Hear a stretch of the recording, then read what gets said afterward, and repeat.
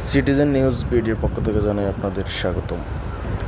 জুলাই ছাত্র জনতার অভ্যুত্থানের বর্ষপূর্তি উপলক্ষে বাংলাদেশ ইসলামী ছাত্র শিবির 10 নং চন্দ্রগঞ্জ ইউনিয়ন কর্তৃক আয়োজিত 36 জুলাই অভ্যুত্থানের আলোকচিত্র প্রদর্শনী প্রজেক্টরের মাধ্যমে উদ্যাপন করা হয়।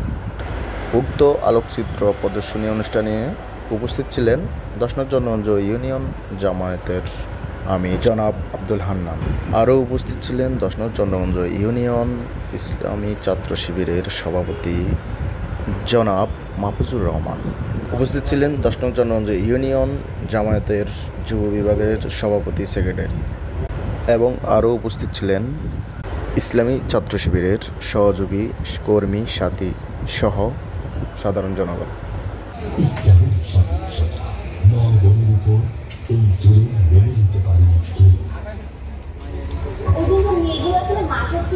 তাদের কাছে একদম যে তার বিশ্বাসের যে জায়গাটি অন্তত আমার ক্যাম্পাসে আমি সেই আমার ভাইদের হাতে আমি সেই মানে জায়গাটাও একদম নড়বড়ে হয়ে যায়। তারা আসলে ওই সময় মানে খুবই বিভক্ত ছিল যে আসলে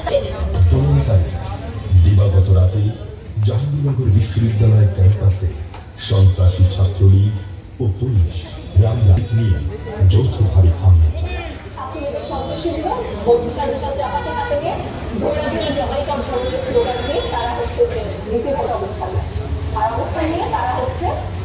ক্রমাগত আমাদের দিকে কাছের বোতল ছুড়ে মারতে থাকে।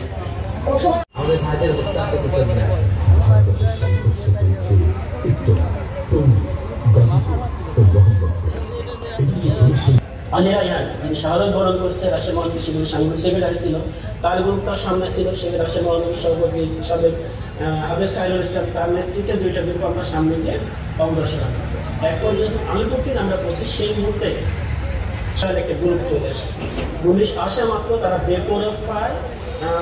বেপরোয়া rubber bullet, tear shell, sound grenade, যখন পুলিশরা এসে আমাদের উপর হামলা শুরু করে আমরা সেই মুহূর্তে টিকতে পারি নাই। টিয়ার সেলের কারণে আস্তে আস্তে আমরা পিছনে এবং আমাদের অনেকজন ভয় সেই মুহূর্তে গুলিবিদ্ধ হয়। আমার পিছনে আলিয়া রাহেন ভাই তাকে কোলে কেটে নিয়ে আমাদের আরও